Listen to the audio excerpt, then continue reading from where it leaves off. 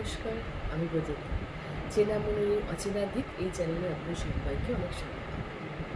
আমি বারবারই অনেক রাগ নিয়ে কথা বলি, আজকেও সেটা নিয়েই বলব।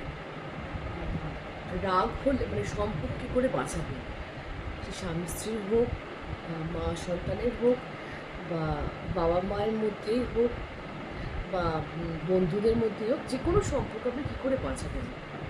কেন রাগ একটা এমন জিনিস, সম্পর্ক কিন্তু ক্ষতি করে ক্রমশ, ধীরে ধীরে, আস্তে আস্তে, হয়তো বোঝা যায় না চট করে, কিন্তু আস্তে আস্তে দেখবেন কয়েক বছরের মধ্যেই আপনার এই রাগ বা ক্রোধ এই সম্পর্কটাকে নষ্ট করতে সাহায্য করেছে।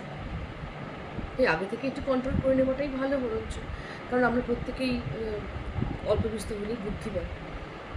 যখন রাগ হবে তখন একটু মনটাকে একটু কন্ট্রোল করতে হবে। রাগ হলে একটু আস্তে কথা বলতে হবে এবং চিৎকার না করে একটু শুনতে হবে সামনের মানুষটি কী বলছে, তার নিশ্চয়ই কোনো সমস্যা হয়েছে তাই সেই বলছে, এবং সামনের মানুষটি যে কথাটি বলছে সে কথাটি কিন্তু আপনার অপছন্দের, যার জন্যই কিন্তু আপনার রাগ হচ্ছে।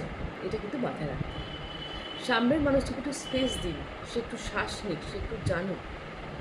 তার ফলে সম্পর্কের মধ্যে না একটা হালকা ভাব থাকবে, দম বন্ধ হয়ে যাওয়া ভাবটা থাকবে না।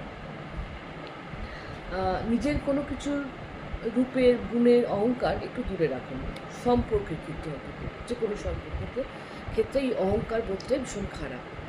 আমি ভীষণ সুন্দরী, আমি ভীষণ শিক্ষিত, আমি ভীষণ জানি, জ্ঞানী, একটু দূরে রাখুন। কাছের মানুষ তো কাছেরই হয়।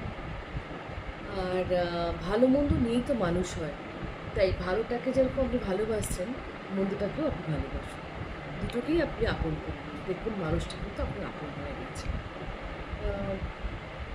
সম্পর্ক বাঁচাতে গেলে আপনাকে জেতার জন্য নয়, সম্পর্ক টেকার জন্য আপনাকে শুনতে হবে, এবং সমস্যা নয়, সমস্যার সমাধান করতে হবে।